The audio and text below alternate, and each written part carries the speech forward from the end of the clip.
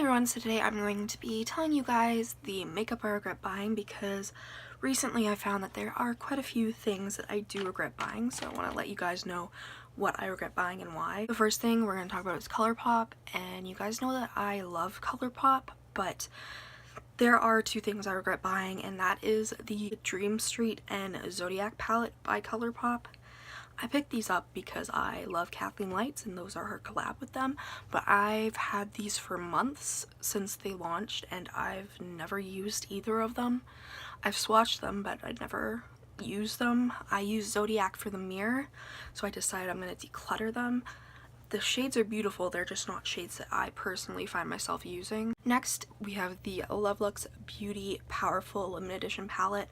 This palette is gorgeous, but I bought it on a whim. I got an email saying, oh, you have early access. Picked it up, regretted it instantly.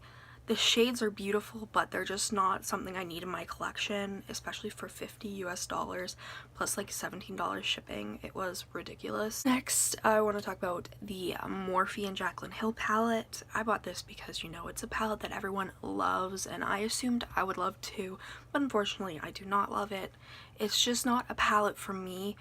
I am keeping it because it's a palette everyone loves, so it's a good palette to do videos on, but it's just not something that I personally have enjoyed. I've used it like once. The shades are beautiful and the formula is fine, it's just not something for me. Lastly, the Morphe 35B. Now this is discontinued and that is why I picked it up, because I was like, oh, I need all these colors, it's so beautiful, everyone loves it, but I haven't even touched it. I haven't even swatched it. It's a beautiful palette, but I just really don't need it, so I kind of regret buying it.